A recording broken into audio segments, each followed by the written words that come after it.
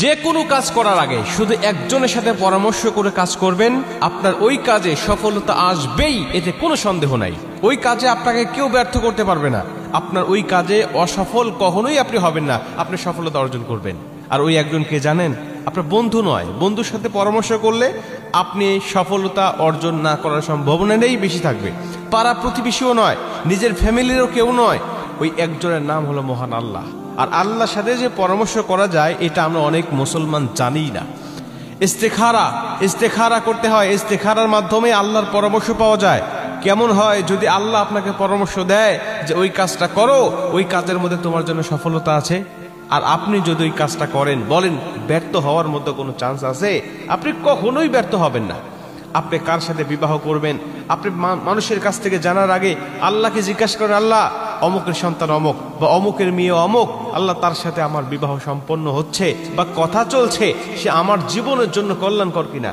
আল্লাহ অমুক ব্যবসা আমি করতে চাচ্ছি, ওই ব্যবসায় আমি লাভবান হব কিনা, ওই ব্যবসায় লস খাওয়ার সম্ভাবনা আছে কিনা। আল্লাহ এটা আমি তো জানি না, আপনি তো ভবিষ্যৎ জানেন। আল্লাহ আপনি আমাকে জানায় দেন। আল্লাহ অমুক চাকরির অফার আসছে, এই চাকরিটা আমার জন্য কতটুকু কল্যাণকর, এটা দুনিয়ার কোনো মানুষ জানে না। আপনি আল্লাহ আপনি জানেন, বলেন আল্লাহ সেই কাজটা আমি করবো কিনা। আপনি ইস্তেখারা করেন, ইস্তেখারা করে আল্লাহর কাছ থেকে পরামর্শ চান। আল্লাহ তো জানে যে আপনার জন্য কোনটা কল্যাণকর।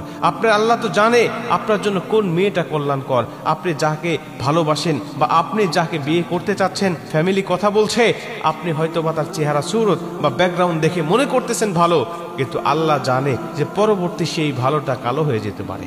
সে আপনার জীবনের জন্য ঝুঁকি হয়ে যেতে পারে, আপনার দুনিয়া আখিরাত দুটোই নষ্ট করে দেওয়ার কারণ হতে পারে। এটা দুনিয়ার কোনো মানুষ জানে না, আল্লাহ জানে।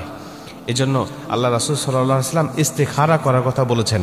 ইস্তেখারা মানে আল্লাহর সাথে পরামর্শ পাওয়ার একটা মাধ্যম। ইস্তেখারা আল্লাহর কাছ থেকে পরামর্শ পাওয়ার একটা মাধ্যম। এই মাধ্যম দিয়ে যখন আপনি আল্লাহর কাছ থেকে পরামর্শ চাইবেন, আল্লাহ স্বপ্নের জগতে হলেও আপনাকে এসে সঠিক পরামর্শটা জানায় দেবে।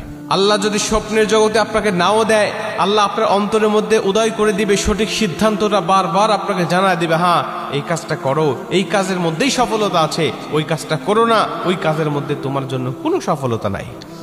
ইস্তেখারা করতে হয় কিভাবে আপনারা জানেন, অনেকেই নামাজ পড়তে হয় 2 রাকাত। এরপরে নির্দিষ্ট একটা দোয়া পাঠ করে আপনাকে আল্লাহর কাছে দোয়া করতে হবে যে আল্লাহ আপনি আমাকে বলেন কি করতে পারি। আল্লাহ আপনাকে স্বপ্নের জগতে জানাবে। 1 দিন করলেন, পেলেন না, 2 দিন করেন, পেলেন না, মুহাদ্দিসরা বলেন 3 দিন, 4 দিন, 5 দিন, 7 দিন পর্যন্ত করো।